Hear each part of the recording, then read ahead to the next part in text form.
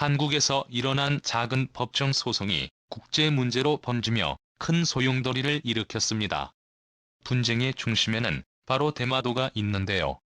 뜻하지 않게 발견된 중요한 증거가 소란을 일으킨 것입니다. 그동안 일본에게 뺏긴 대마도를 되찾기 위해 많은 노력이 있었는데요. 이 증거 덕분에 한국이 대마도 등을 되찾을 수 있게 되었습니다. 유엔 역시 이 재판을 지켜본 결과 일본의 대마도 영유권을 인정할 수 없을 것 같다고 선언, 일본 정부는 이를 받아들일 수 없다며 충격에 휩싸였다고 하는데요. 대체 대마도를 둘러싸고 무슨 일이 벌어지고 있는지 지금부터 자세하게 설명해 드리겠습니다. 불상이 사라졌다. 마침 설법을 준비하기 위해 본당에 들른 스님은 분명 어제까지 본당에 모셔놓았던 불상이 사라진 것을 보고 사색이 되어 밖으로 뛰쳐나갔습니다. 읽고 모든 스님들은 불상이 사라진 것을 확인하고 즉시 수사기관에 불상 도난 사실을 신고 불상 외에도 대장경까지 훔쳐간 곳에 파악한 철은 몰래 들어온 절도범은 색출하기 위해 CCTV 돌리며 범인을 찾는 데 주력했습니다. 다행히 범인들은 금방 발견할 수 있었는데요. 문제는 범인의 정체였습니다. 그들은 이미 감론제를 떠나 본국인 한국으로 돌아갔기 때문이죠. 불상을 찾기 위해선 한국의 도움을 받아야 했습니다. 대마도 섬에 위치한 간론지는 전문 도굴군에 의해 불상을 훔쳐가는 피해를 입게 되었습니다. 국제공조를 통해 한국 경찰이 범인들을 검거했고 불상을 무사히 회수할 수 있었죠. 간론지의 보물인 금동관음 보살 좌상을 되찾은 기쁨도 잠시 갑자기 한국에서 간론지 불상을 상대로 소송을 건 것입니다. 소송의 주체는 충남 서산에 위치한 부석사.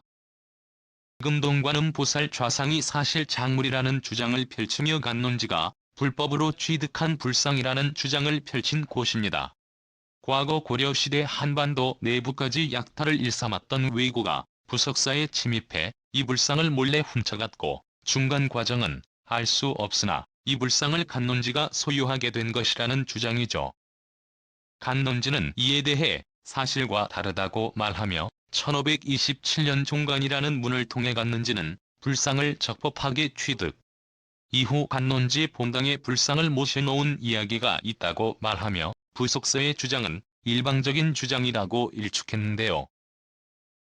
불상의 적법한 소유자가 누구인지 가리기 위해 법원을 통한 법정 다툼에 들어간 부속사와 간론지는 1차 공판을 통해 소명자료를 제출했습니다.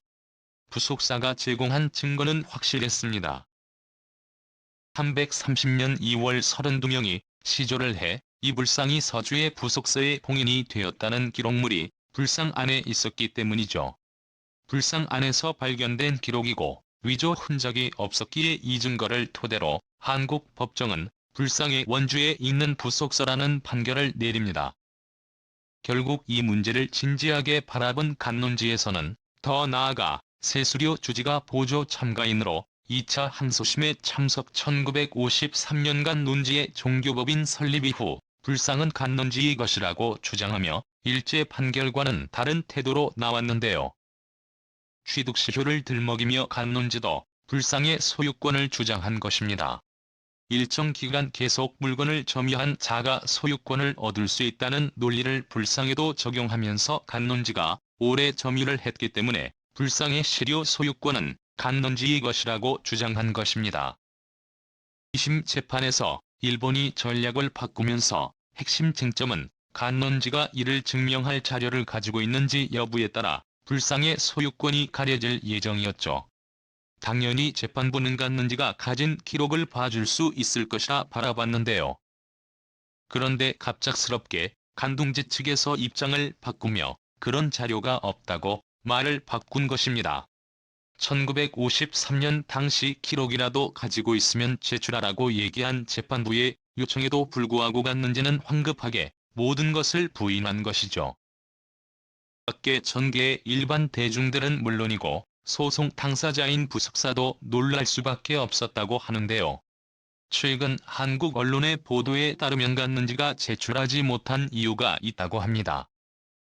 바로 간론지가 제출할 기록물에서 대마도가 한국 땅이라는 문구가 있었기 때문이라고 합니다. 다시 말해 재판에서 주요 증거로 제출할 자료가 대마도가 사실 한국 소유라는 것을 증명하는 자료가 되기 때문에 입장을 번복한 것이라는 거죠. 오랜 세월 대마도는 한국의 소유로 돌아와야 하는데도 주장이 있었습니다. 오지도에서부터 각종 생활상에 이르기까지 한국과 더 가까운 대마도는 일본의 불법 점거로 인해 오랜 세월 일본 영토로 남겨졌습니다. 하지만 이미 이전 자료들을 통해 일본이 대마도가 사실 한국 땅인 것을 알고 있음에도 불구하고 이를 애써 무시하고 있다는 사실이 여러 차례 드러난 바 있었는데요. 오가사와라 제도 소송에서 이 같은 사실이 드러났죠.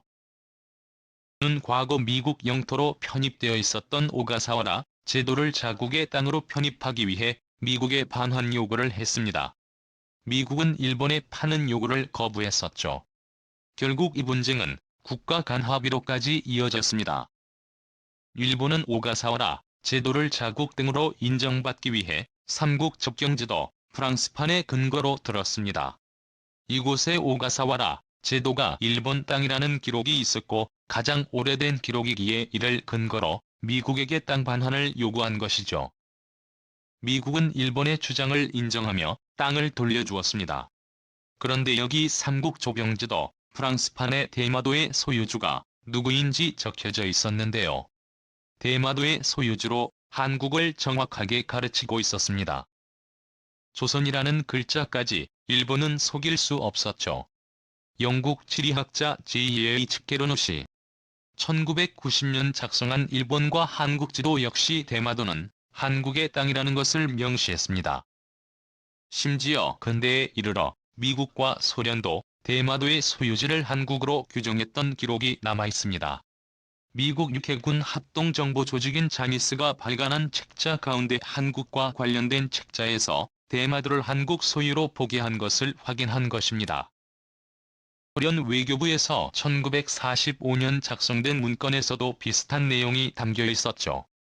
기록에 따르면 현재 일본 소유로 넘어간 대마도를 한국에 이관해야 하며 일본이 아시아 침략의 발판으로 대마도를 이용했다는 사실로 이 사실을 널리 알려야 한다는 소련의 기록을 볼 수 있습니다.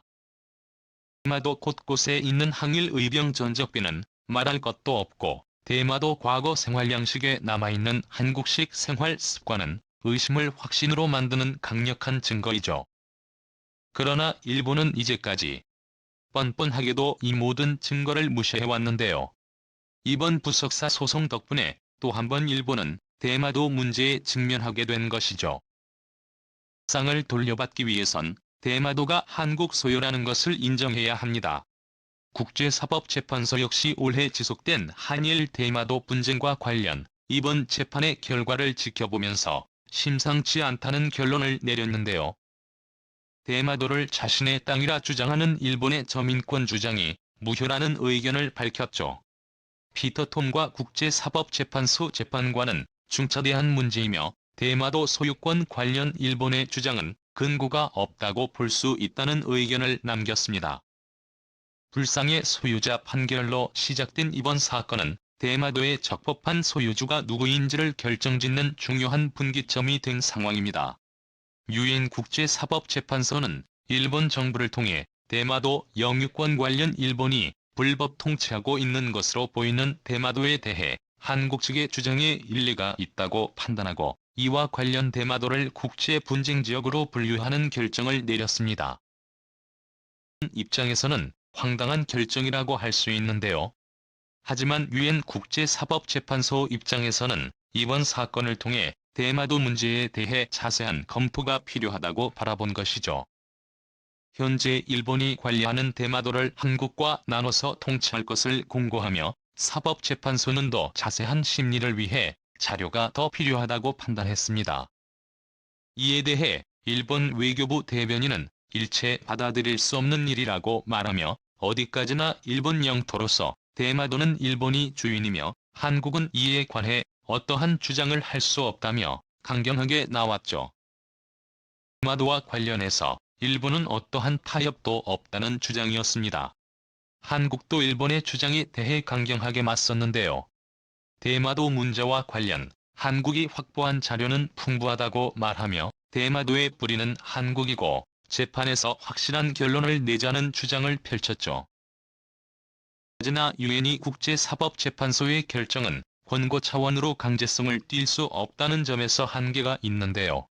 그럼에도 불구하고 유엔이 더 직접적으로 대마도 문제를 거론하며 이를 다시 재고할 필요가 있다고 말한 것은 의미가 있는 이야기입니다. 잃어버린 옛 대마도를 과연 한국이 되찾을 수 있을까요? 금동관음 보살 좌상의 진짜 주인이 부속사로 결정되길 바라며 더 나아가 이번 기회로 대마도를 온전히 한국 땅으로 편입할 수 있기를 간절히 기원해 보겠습니다. 새해해 주셔서 감사합니다.